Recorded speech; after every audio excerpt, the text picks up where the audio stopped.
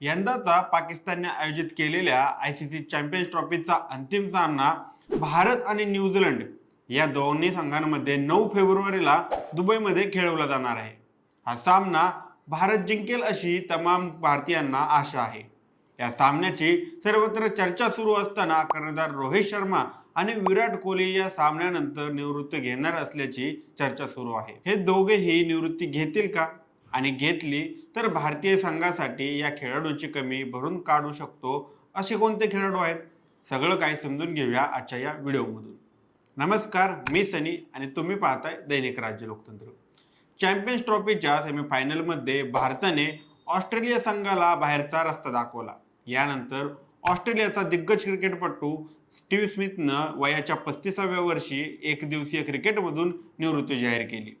भारतीय संघाचे स्टार खेळाडू रोहित शर्मा आणि विराट कोहली यांच्या वनडे भविष्याबाबत प्रश्न उपस्थित होत असताना स्मिथचा हा निर्णय घेण्यात आला आहे. सध्या उदयोन्मुख आणि प्रतिभावान खेळाडू क्रिकेटपटूंची संपूर्ण फौज भारतात तयार आहे. 2027च्या विश्वचषकात त्यांपैकी किती जणांना संधी मिळते हा मोठा प्रश्न आहे. हा प्रश्न निवडकर्त्यांनाही पडणार आहे हे उघड झालं आहे. इंग्लंडचा माजी कर्णधार मायकल वॉनने बुधवारी ट्विटरवर लिहिलं की पांढऱ्या चेंडूच्या फॉर्मॅटमध्ये इतर देशांसाठी समस्या ही आहे की सध्याच्या संघाप्रमाणे दुसरा भारतीय संघ कधीही खेळू शकतो. माझ्या मते चॅम्पियन्स ट्रॉफी फक्त भारताची आहे. भारतात वय आणि पर्याय म्हणून युवा क्रिकेटपटूंची उपस्थिती हे वरिष्ठ खेळाडूंसाठी आव्हान बनलं आहे. एक संपूर्ण पिढी ड्रेसिंग रूममध्ये बदलाची वाट पाहत असल्याचं स्पष्टपणे दिसून येत आहे. रोहित शर्मा आणि विराट कोहलीची नावे या यादीत नसून रवींद्र जडेजा आणि मोहम्मद शमी यांचा समावेश आहे. रोहितच्या खेळात सध्या कोणतेही कमजोरता दिसत नाही. याचा अर्थ त्याला आणखी एक दिवसीय सामने खेळायचे आहेत. रोहितला असे करणे अशक्य असल्याचे दिनेश लाड यांचे मत आहे. रोहित टीकेच्या भीतीने खेळ सोडणार नाही. तो एक लढावय्य खेळाडू आहे. तो आता धावाही करत आहे. पहिल्या 10 षटकांतील योगदान कामी येत आहे. त्याने आपल्या खेळात जे काही बदल केले आहेत ते संघाचे हित लक्षात घेऊन केले आहेत. साहजिकच त्याला सध्या संघाचा एक भाग राहायचा आहे. भारतीय क्रिकेट बोर्डाने याआधीच वरिष्ठ खेळाडूंबाबत मोठा निर्णय घेण्याचे संकेत दिले आहेत. त्यामुळे ऑस्ट्रेलियातील कसोटी मालिकेतील लाजिरवाण्या पराभवानंतर विराट कोहली आणि रोहित शर्माला जानेवारीत झालेल्या रणजी ट्रॉफीमध्ये खेळण्यास सांगितण्यात आले होते. 2027च्या विश्वचषकापूर्वी भारतीय संघाला सुमारे 20 एकदिवसीय सामने खेळायचे आहेत. अशा परिस्थितीत आगामी मालिकेत ज्येष्ठ खेळाडूंना संधी मिळाली तर तरुणांना किती सामने खेळायला मिळणार असा प्रश्न उपस्थित होत आहे. आता तो सामने खेळू शकणार नाही तर विश्वचषकापूर्वी निवड समिती त्याच्या क्षमतेची मूल्यांकन कसं करणार? विराट कोहली यावर्षी नोव्हेंबरमध्ये 37 वर्षांचा होईल. त्याने 301 एकदिवसीय आणि 123 कसोटी सामने खेळले आहेत.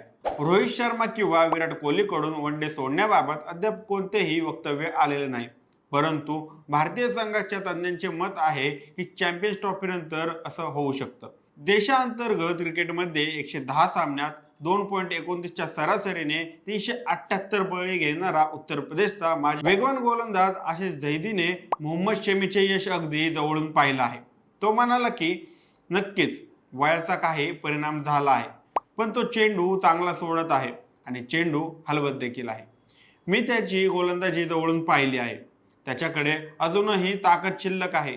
त्याने आणखी 1 वर्ष खेळावे. तो तंदुरुस्त राहिल्यास त्याने विश्वचषकही खेळला पाहिजे. 34 वर्षीय मोहम्मद शमीने आतापर्यंत सर्व फॉर्मॅटमध्ये 44,644 चेंडू टाकले आहेत. दुखापतीमुळे त्याला अनेक वेळा संघाबाहेर राहावं देखील लागलं आहे. टीम इंडियाकडे सध्या टॅलेंट पूल आहे. विश्वचषकापूर्वी त्यांना न वापरण्याची चूक महागात पडू शकते असं म्हणलं जातं.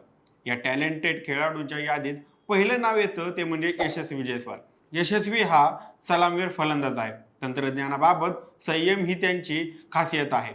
तो रोहित प्रमाणेच आक्रमक फलंदाजीही करतो. दुसरं नाव आहे ऋतुराज गायकवाड.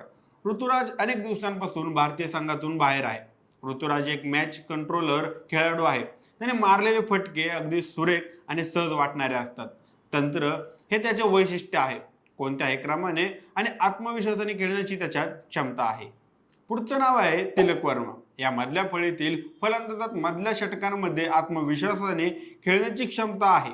त्याच्याकडे सर्व प्रकारची स्ट्रोक क्षमता आहे. शिवम दुबे, त्याच्याकडे आक्रमक फलंदाजी करण्याची क्षमता आहे. स्कोरबोर्डचा वेग राखणं हा त्याचा मजबूत मुद्दा आहे. IPL पासून चर्चेत आलेला नितेश रेड्डी देखील यादीत सामील होऊ शकतो, कारण अष्टपैलू खेळाडू म्हणून टीम इंडियासाठी हा नवा शोध आहे. आतापर्यंत जी काही संधी मिळाली त्यावर विश्वास जिंकण्यात तो यशस्वी झाला आहे. सर्वात वेगवान दुहेरी शतक असणारा ईशान किशन देखील या यादीत सामील होऊ शकतो. यष्टीरक्षक आणि आक्रमक फलंदाज म्हणून त्याने आपला ठसा उमटवला आहे आणि भारतासाठी अनेक महत्त्वपूर्ण खेळी देखील खेळल्या आहेत. आता पुढचं नाव येतं ते म्हणजे अभिषेक शर्माचं. अभिषेक शर्माची आक्रमक खेळण्याची शैली ही आपण आपल्या डोळ्यांनी पाहिली आहे. त्याचंही यादीत नाव सामील झालं आहे. भारतीय टॅलेंट पूलमध्ये पुरेसे खेळाडू नाहीत. जर आपण टीम इंडियाच्या T20 संघावर नजर टाकली तर येथील अनेक खेळाडू एकदिवसीय संघासाठी फिट होऊ शकतात. श्रेयस अय्यर, प्रसिद्ध कृष्णा आणि शार्दुल ठाकूर यांसारखे T20 संघातील सदस्य कोणाचीही जागा घेऊ शकतात.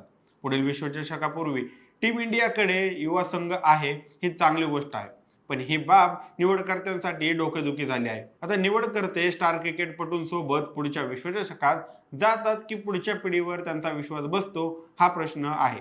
हे पाहणं देखील खूप मनोरंजक ठरणार आहे. आता तुम्हाला काय वाटतं, विराट कोहली आणि रोहितने 2027चा विश्वचषक खेळला पाहिजे का? याबद्दल तुमची काय मते आहेत? आम्हाला कमेंट करून नक्की कळवा आणि जर दैनिक राज्य लोकतंत्र चॅनलवर नवीन असाल तर चॅनलला नक्की सबस्क्राईब करा. धन्यवाद.